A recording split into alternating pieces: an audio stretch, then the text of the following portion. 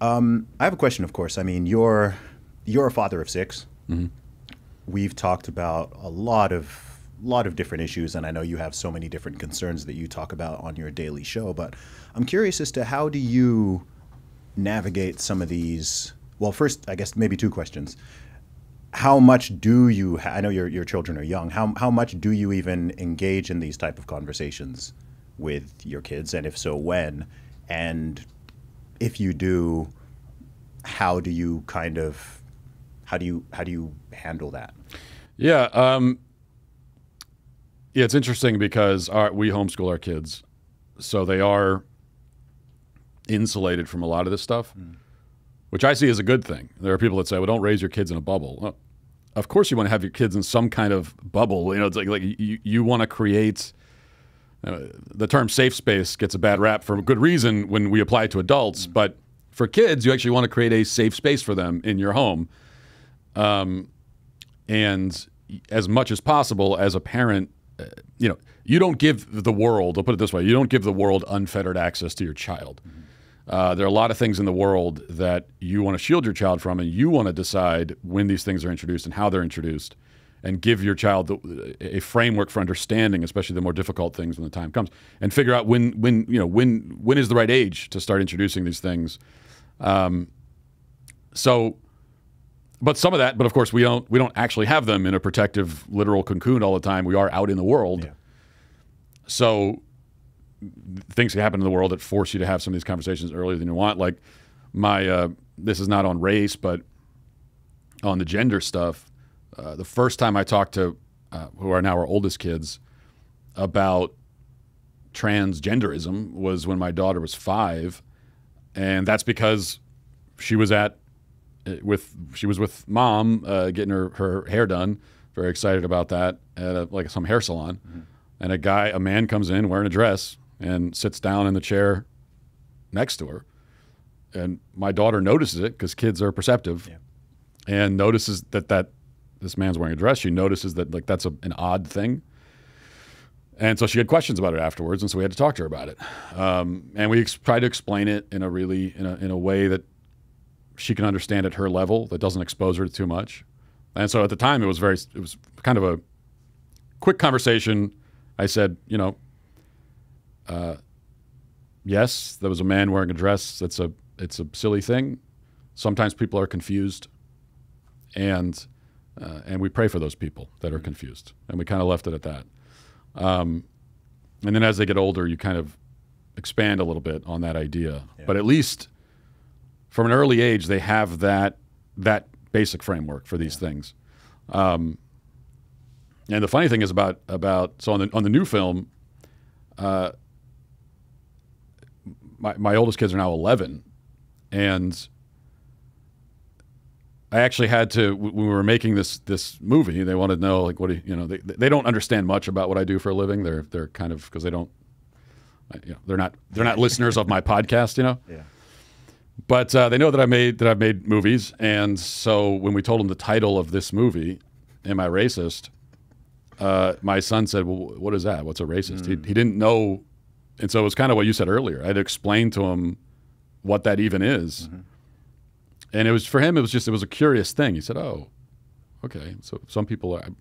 It hadn't occurred to him that people are like that, and that kind of goes to show that if these race hustlers didn't exist, and if they all just shut up, somebody like my son, for example, he would just go out into the world not worried about this stuff. But we know they do exist, so we have to prepare for that. Yeah, it's so interesting because I'm curious, because I know that some black parents in particular, I'm sure you've heard of The Talk. I have heard of The Talk. They'll sit down and have a conversation with, and I assume there's lots of different potential talks depending on the experiences and belief system of the parents. But look, you're a black child in this world, and this means X, Y, Z, and other people are this, and other people are that. I've said on podcasts before that I never had the talk with my parents. I don't think any of us did, and I think that actually served us served myself and my siblings very well because we didn't sort of develop this complex that the world is out to get us, so we're going to have to work 10 times as hard to achieve the same level of results, or there's certain barriers and impediments that are going to be in our way, blocking us because of this or that.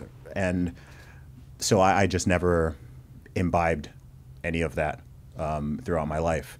But I know other people where that's not the situation. So I'm just kind of curious in your almost on the other end. I don't know if you have white children, let's say, growing up in America, is there a version of that? I'd assume the DEI folks and the people who really believe in all of the anti-racism stuff. I mean, in the movie they say, well, is there an age that's too young to start talking to your child about anti-racism? And it's like, no, why not start talking to them as newborns, essentially, which to me seems completely psychotic.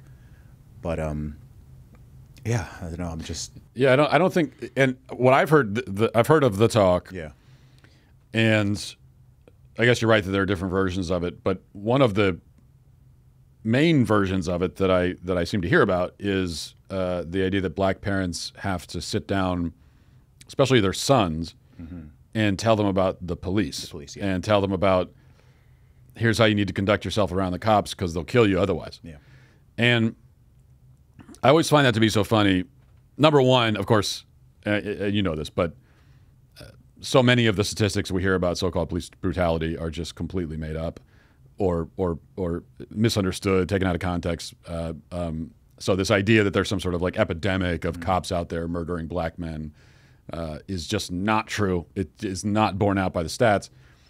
But also, which would mean that you don't need to have some big melodramatic talk with your kid about it, except to the extent that, like, there's a version of that talk that my dad gave me, and I've been white my entire life, and I was a white probably about around 16 when I first got my license.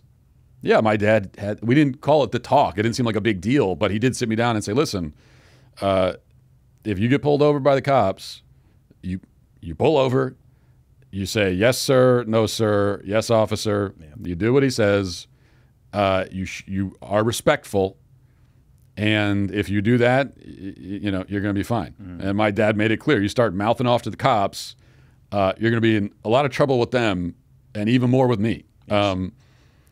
And so and I internalized that. And then, and then I went out and I did end up getting pulled over quite a bit because I'm a 16, 17-year-old boy, and I'm not the safest driver early on anyway. Now I'm the best driver on the road, but at the time I wasn't.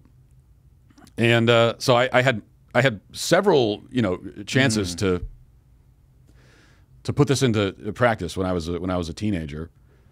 And what I discovered is that the cops pull you over if you're just cooperative and you don't go out of your way to be a belligerent a-hole. You'll be fine, assuming you haven't actually committed some terrible crime. Yeah. So it's not. That's a thing that you should tell your kids. Yes, it's not racial. Right. There's no reason for it to be racial. No, and I think oftentimes, there are times when people put a racial frame on something when it's just like a human experience, and I think people like to assume that only certain groups can even experience certain things. I see that a lot in this particular conversation where people have this idea that, only black people or only minorities can experience those types of things because those are the only stories that go viral.